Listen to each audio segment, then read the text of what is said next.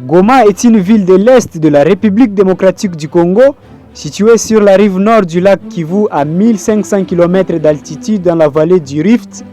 Elle est le chef-lieu de la province du Nord Kivu.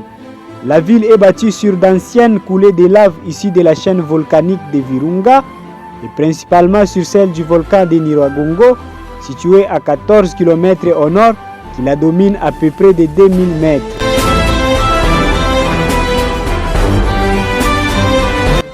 La ville doit son nom au volcan éteint autour duquel elle s'est installée, le mont Goma, qui lui-même doit son nom au mot swahili Ngoma, qui signifie tambour, dénomination due à sa forme et peut-être à la résonance particulière des lieux. Les cratères du mont Goma, envahis par les eaux du lac Kivu avec lesquels il communique, abritent les ports de la ville fréquentés quasi exclusivement par la navette de fret et passagers entre Goma et Bukavu, chef-lieu du Sud Kivu. Ville frontalière, Goma côtoie Gisenyi à l'est, petite ville rwandaise aux plages de mica blanc scintillantes.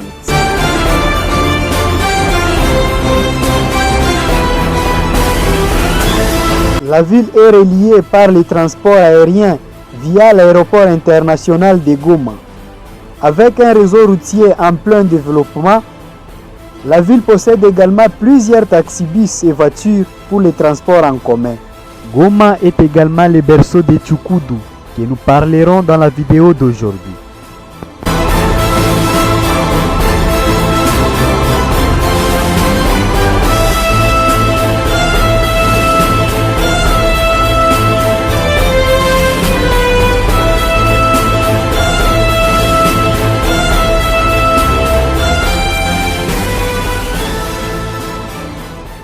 J'espère que vous allez bien. Dans la vidéo d'aujourd'hui, nous vous présentons l'histoire de la trottinette congolaise connue sous le nom du Tshukudu.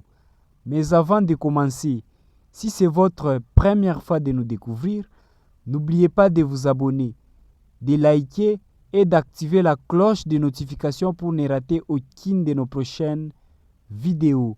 Bonne vidéo!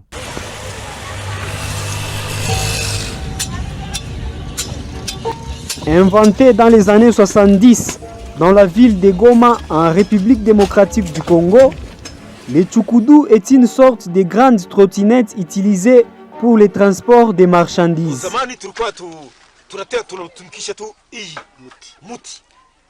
Avant, on utilisait uniquement le noyau du bois. Pour quitter les collines jusqu'à la grande route, il fallait mettre de l'huile de palme.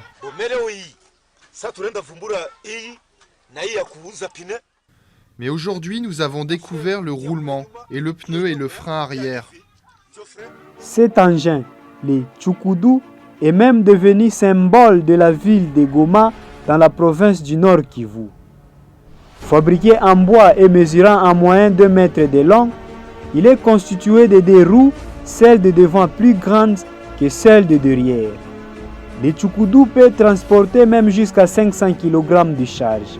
N'ayant pas de moteur, il est conduit ou poussé par la force humaine, d'où la nécessité de la robustesse du Tshukudeur. Le nom Tshukudu est une onomatopée reflétant le bruit que produit l'engin.